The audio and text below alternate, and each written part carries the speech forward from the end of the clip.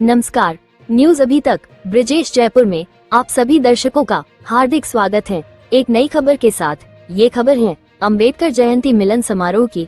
जयपुर 20 अप्रैल 2025 को youth hostel में अनुसूचित जाति विकास परिषद की ओर से अंबेडकर जयंती मिलन समारोह का शानदार आयोजन किया गया।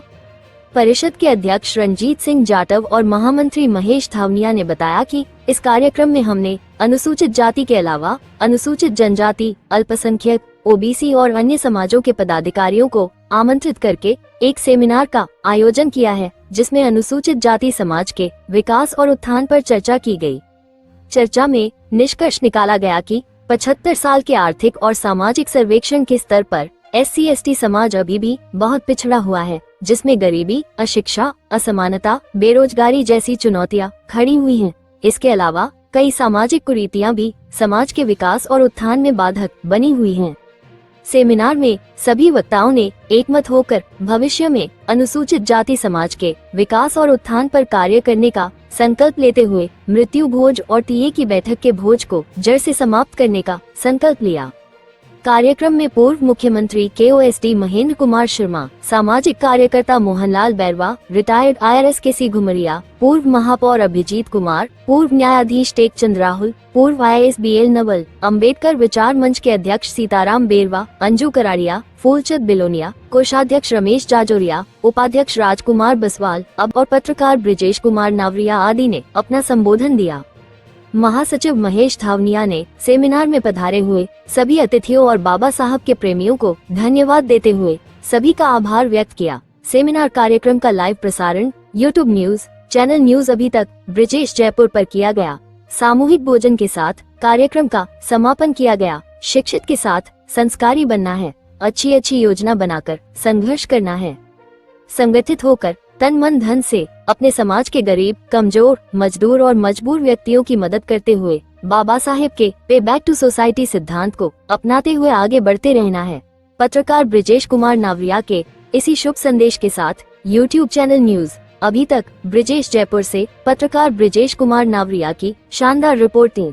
उनको 2 बीघा 5 बीघा जमीन इंदिरा जब प्रधानमंत्री थी श्रीमती इंदिरा गांधी स्वर्गीय, उन्होंने ये प्रावधान किया कि जिन पर जमीन नहीं है उनको भी जमीन आवंटित की जाए, रहने आवास की भी आवंटित की जाए। उस समय सबको अनुसूचित जाति, जनजाति, जो भी व्यक्ति जिनके पास में रहने की जमीनें नहीं थी उनको जमीन दी गई, और जिनके पास में जमीन का कोई टुकड़ा नहीं था तो वहां पर जहां पर उपलब्ध थी 2 बीघा तो 2 बीघा दी, कहीं पर 5 बीघा। इस तरह से सन 80 आते आते हमारा अनुसूचित जनजाति समाज है वो कुछ फल फूल गए, अच्छा खाने लग गए, अच्छे कपड़े पहनने लग गए, बच्चे पढ़ने लगे, तो ये हमारी एक उपलब्धि बढ़ती गई और विकास होता गया। 90 का दशक आया, उसमें नई पढ़ाई आई, कंप्यूटर आया, राजीव गांधी जी कंप्यूटर लेके आए और विकास हो गया। टेक्नोलॉजी के साथ हम चलते गए, सादा कपड़े की जगह टाई लगाने लगे, कोट लगाने लगे, अच्छी शादियां करने लगे, पंगत की जगह हमने बफर सिस्टम चालू कर दिया। देखा हर तरह से ऐसा लगा कि हम संपन्न होते जा रहे हैं, लेकिन अचानक ही 2000 आते आते पता नहीं वापस वो ऐसा ग्रहण जो संपन्न हो गए वो अधिक खर्च करके डाउन होने लगे। उनके बच्चे उस स्थिति में आने लग गए कि वो गलत रास्ते पर चलने लगे। गांवों में स्थिति ये थी कि जमीन जो 2-2 बीघा मिली थी, 4-4 बच्चे थे तो आधा से भी आधे कम रहने लगी। शराब और सट्टे की ऐसी गंदी आदत पड़ गई कि जमीनें बिकने लगी।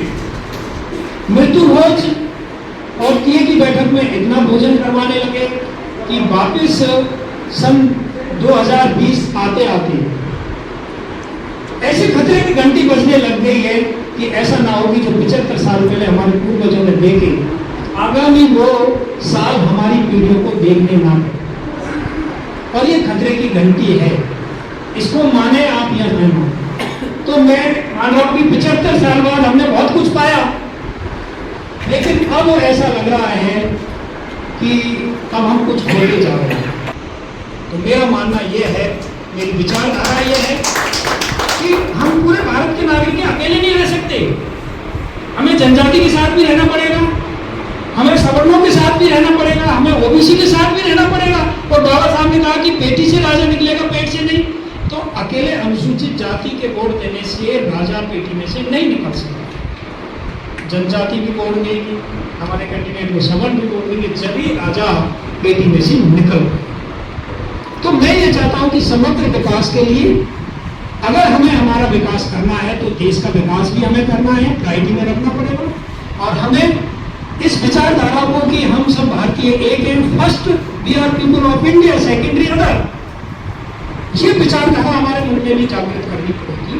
और संविधान के लिए अगर कोई आज आएगी तो हम लोग सब लड़ने के लिए तैयार हैं। अम्बेडकर जयंती मिलन समारोह की इस शुभ अवसर पर आप क्या संदेश देना चाहते हैं देशवासियों को? सबको जय भीम।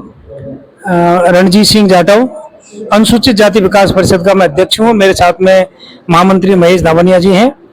हमने आज अंबेडकर के जो दर्शन है उस पर एक हमने सेमिनार आयोजित किया है, क्योंकि संविधान के 75 वर्ष लागू हुए हो चुके हैं। और इस पर हमने एक सेमिनार का आयोजन ये किया है कि 75 साल में हमारे अनुसूचित जाति समाज ने क्या पाया, क्या खोया, क्या स्थितियां रही, और हमारे आगे आगामी जो समय है उसमें हमारे सामने क्या चुनौतियां हैं। इस पर हमने एक सेमिनार आयोजित किया गया।